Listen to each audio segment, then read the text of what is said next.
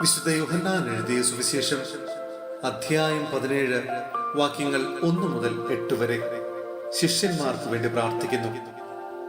ഇത്രയും പറഞ്ഞതിന് ശേഷം യേശു സ്വർഗത്തിലേക്ക് കണ്ണുകൾ ഉയർത്തി പ്രാർത്ഥിച്ചു. പിതാവേ, സമയമായിരിക്കുന്നു. പുത്രൻ അവിടുത്തെ മഹത്വപ്പെടുത്തേണ്ടതിനെ പുത്രനെ അങ്ങ് മഹത്വപ്പെടുത്തണമേ.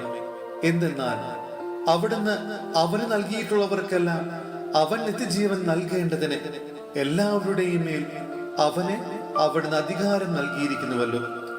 ഏക സത്യ ദൈവമായ അവിടുത്തെയും അങ്ങ് അയച്ച യേശു ക്രിസ്തുവിനെയും അറിയുക എന്നതാണ് നിത്യജീവൻ. അവിടുന്ന് എന്നെ ഏൽപ്പിച്ച ജോലി പൂർത്തിയാക്കിക്കൊണ്ട് ഭൂമിയിൽ അവിടുത്തെ ഞാൻ മഹത്വപ്പെടുത്തി. ആകയാൽ പിതാവേ, ലോക സൃഷ്ടിക്ക് മുമ്പ് എനിക്ക് അവിടുത്തോട് കൂടെ ഉണ്ടായിരുന്ന മഹത്വത്താൽ ഇപ്പോൾ അവിടുത്തെ സന്നിധിയിൽ എന്നെ മഹത്വപ്പെടുത്തണമേ. ലോകത്തിൽ നിന്ന് അവിടുന്ന് എനിക്ക് നൽകിയവർക്ക് അവിടുത്തെ നാമം ഞാൻ വെളിപ്പെടുത്തി.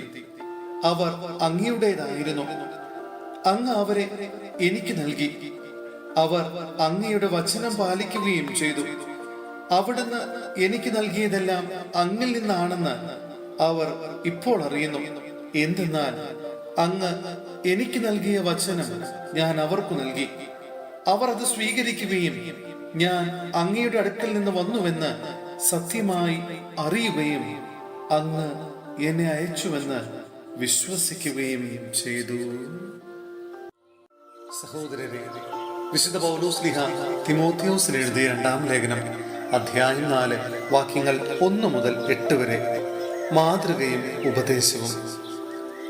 ദൈവത്തിന്റെ മുമ്പാകെയും ജീവിക്കുന്നവരെയും മരിച്ചവരെയും വിധിക്കാനിരിക്കുന്ന യേശു ക്രിസ്തുവിന്റെ മുമ്പാകെയും അവന്റെ ആഗമനത്തിന്റെയും രാജ്യത്തിന്റെയും പേരിൽ ഞാൻ നിന്നെ ഇപ്രകാരം ചുമതലപ്പെടുത്തുന്നു.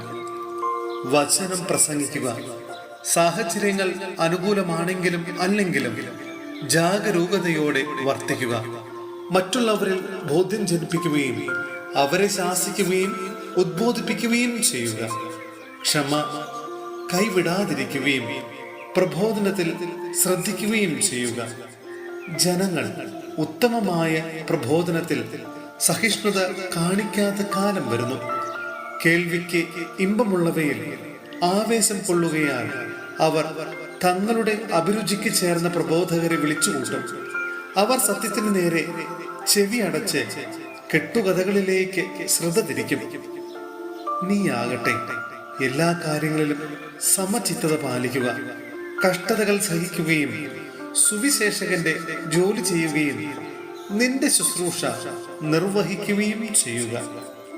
നീതിയുടെ കിരീടം. ഞാൻ ബലിയായി അർപ്പിക്കപ്പെടേണ്ട സമയം ആസന്നമായിരിക്കുന്നു. എന്റെ വേർപാടിന്റെ സമയം സമാഗതമായി. ഞാൻ നന്നായി പൊരുതി എന്റെ ഓട്ടം പൂർത്തിയാക്കി വിശ്വാസം കാത്തു. എനിക്കായി നീതിയുടെ കിരീടം ഒരുക്കിയിരിക്കുന്നു. നീതിപൂർവം വിധിക്കുന്ന കർത്താവ് ആ ദിവസം അത് എനിക്ക് സമ്മാനിക്കും.